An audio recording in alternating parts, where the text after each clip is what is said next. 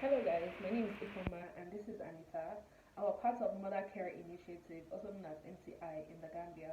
I'm here to give you a talk on postpartum depression, which is part of a series of mental health talks we'll be giving during this trying period of COVID-19. So let's get down to it. What is postpartum depression? This is a complex mix of behavioral, physical, and emotional changes that occurs in a woman after giving birth. It usually occurs within 4 to 6 weeks after delivery. That's like a month after you deliver your baby. This is usually due to a rapid drop in the hormonal levels in a woman. Usually at the beginning of pregnancy and throughout the duration of pregnancy, we have these hormones called estrogen and progesterone. These are responsible for keeping your pregnancy viable, providing whatever needs you and your baby may need. So when you deliver your baby, these hormonal levels go down, and then this drop in the levels can predispose you to getting postpartum depression. Now, the symptoms of postpartum depression include appetite changes, where you either eat too much or you don't eat at all.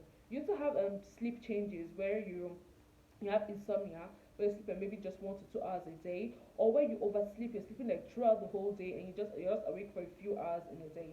You can also have feeling of hopelessness, helplessness, and also loss of pleasure, like things that used to make you happy and give you joy before, like if you're like someone who exercises all the time, or you sing, or you watch movies or read novels, all those things don't appeal to you anymore. You're just done with it. You don't care to do it anymore. You also have things like irritability, like every single thing irritates you. Your partner could just sneeze and then you're irritated. Someone could just walk and then there's a smell and you're irritated. Everything just irritates you.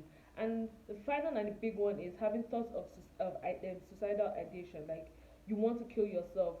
You feeling hopeless, helpless, feeling like you're not doing the right thing, you're not caring for your child as much. You're like, something is wrong with me. Why am I still here? Why not just kill yourself? So there's a difference between postpartum depression and baby blues.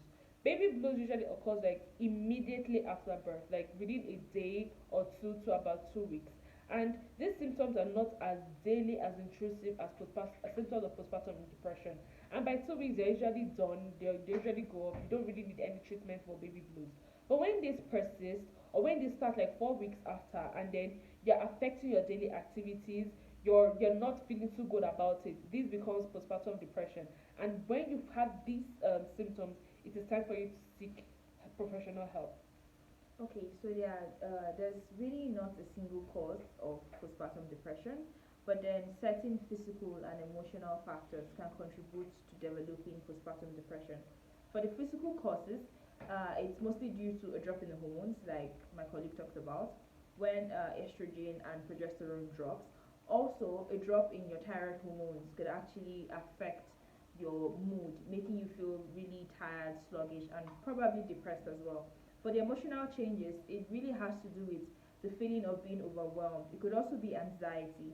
So, for some people, having a newborn in the house, not knowing how to care for the newborn, and being sleep deprived, this could actually make the individual very overwhelmed, and it can increase the chances of having postpartum depression. Also, looking at the changes that comes with pregnancy, so they might tend to feel less attractive and feel strange in their own body. So it's like they struggle with their own identity.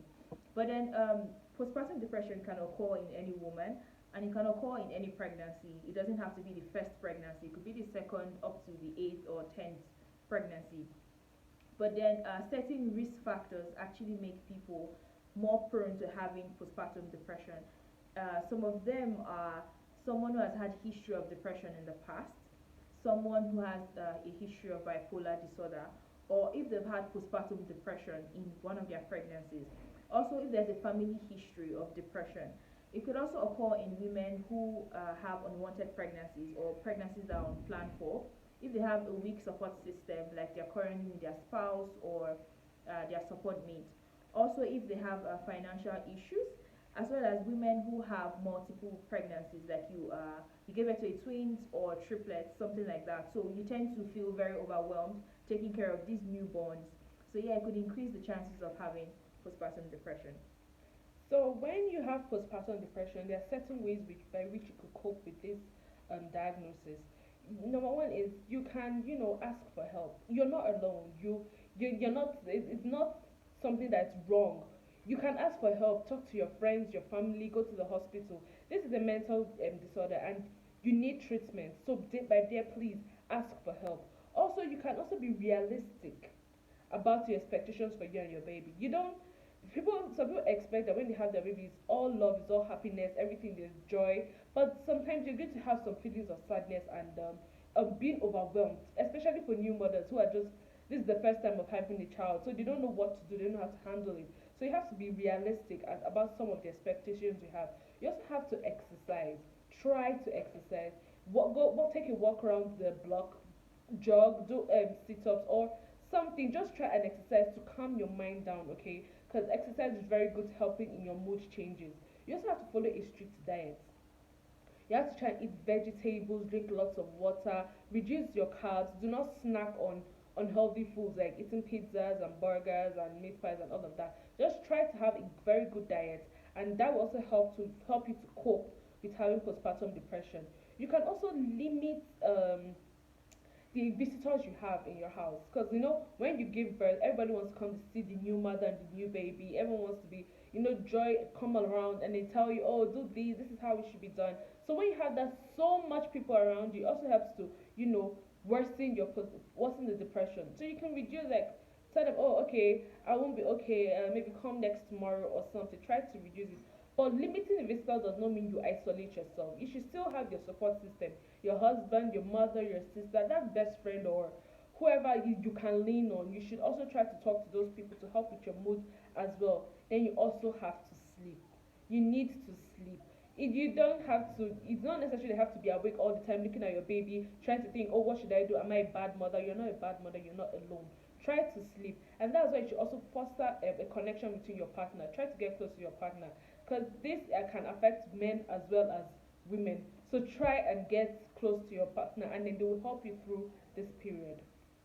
Okay, so seeing as when postpartum depression goes untreated for a long period of time, it could actually make the symptoms last longer than they're supposed to last.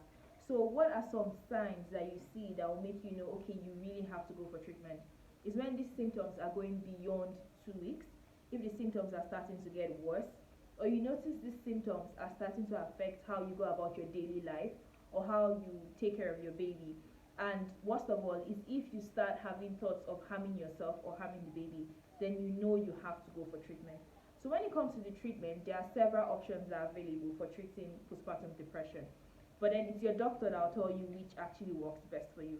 So you have something called the psychotherapy, where you get to talk to your doctor about what's going on. You get to open up to him and tell him what's going on. So together you can actually get to find out better ways where you could handle the issues you're having, or better ways to deal with your day and to set realistic goals. This also involves having like a support group, a support system. You could talk to mothers who are going through similar situations, mothers who just had a baby and they are going through similar symptoms. So you guys could talk about it and find out how best you can help yourself. This actually really helps to relieve the symptoms. Also, medications could be used. Use of some antidepressants, which will be prescribed by your doctor, and he will tell you how you should take these drugs. But then, yes, you will be breastfeeding, and there might be that fear that, okay, the drug is going to get into the breast milk and affect the baby. But then, most antidepressants that are given to breastfeeding mothers actually have little to no side effect on the baby. So you really don't have to be bothered about about something going on with your baby. Okay, so just like we said, postpartum depression is a common thing. You're not alone. Please ask for help. Try to get in touch with people. Have a support group. Have a dependable system, because we don't talk about this as much. So it seems like it's a taboo, and this is normal.